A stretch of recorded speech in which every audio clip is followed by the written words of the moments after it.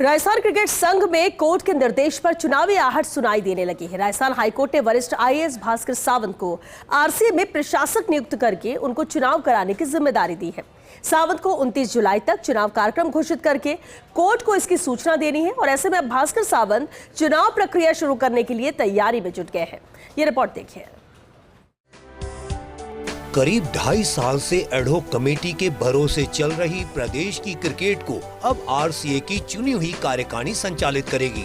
Rajasthan high court ने बार बार कार्यकाल बढ़वाने वाली एडहोक कमेटी को भंग कर दिया है और वरिष्ठ आईएएस भास्कर सावंत को प्रशासक नियुक्त कर उनको चुनाव कराने की जिम्मेदारी दी है।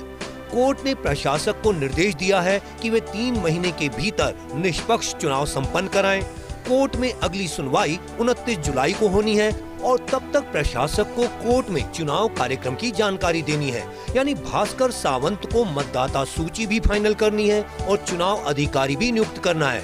हालांकि भंग की गई एडहोक कमेटी के सदस्यों ने हाई कोर्ट के फैसले के खिलाफ सुप्रीम कोर्ट का रुख किया था, लेकिन सुप्रीम कोर्ट ने हस्तक्षेप करने से इनकार कर दिया और याचिका को बेतुका बताया। यानी अब आरसीए में चुनाव के द्वार खुल गए हैं। चुनावी कार्यक्रम तैयार करने में जुटे प्रशासक भास्कर सावंत ने आरसीए चुनाव की तैयारी शुरू कर दी है।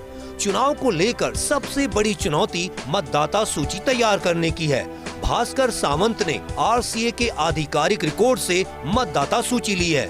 सहकारिता विभाग से भी आरसीए की मौजूदा मतदाता सूची मंगवा ली है। दोनों सूचियों के आधार पर अब ड्राफ्ट मतदाता सूची तैयार करेंगे। साथ ही आरसीए के चुनाव का प्रस्तावित कार्यक्रम भी तैयार होगा। इस प्रस्तावित कार्यक्रम की रूपरेखा की जानकारी कोर्ट में दी जाएगी। कोर्ट से हरी झंडी मिलने के बाद चुनाव की आधिकारिक घोषणा होगी। मतदान के दिन से 21 दिन पहले चुनाव का नोटिस जारी करना जरूरी होता है। इसी दौरान मतदाता सूची पर आपत्तियों की सुनवाई भी होती है। कानूनी दाव पेच खत्म होने के बाद ही फाइनल सूची तैयार होगी।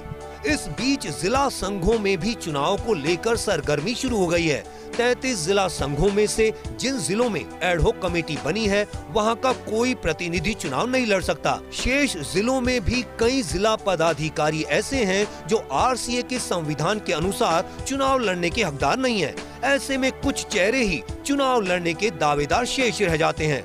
आरसीए चुनाव की सरगर्मियां तेज। आखिर कार्यकारिणी में किसको मौका मिलेगा? क्या एडहोक कमेटी में रह चुके लोगों को मौका मिलेगा?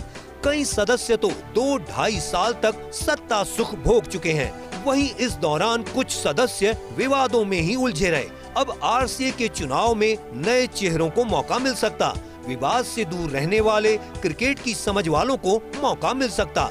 अब सबकी नजर इस पर है कि आरसीए का नया बॉस कौन होगा। इस बात की संभावना है कि कोर्ट द्वारा नियुक्त किए गए प्रशासक कोर्ट में ही एक प्रस्तावित कार्यक्रम भेज सकते हैं और बता सकते हैं कि किस तरह उनकी चुनाव कराने की योजना है। इसी दौरान जिला संघों ने भी अंदर खाने अपनी तैयारियां शुरू कर दी है और अगले कुछ दिनों में उनके बीच अनौपचारिक बैठकें भी शुरू हो जाएगी। कोशिश यही रहनी चाहिए कि आरसीए में निर्विरोध चुनाव हो और यहाँ पर चुनी गई कार्यकारिणी प्रदेश में क्रिकेट के हित में काम करे। कैमरामैन जितेश के साथ Naresh Sharma, first India news, Jaipur.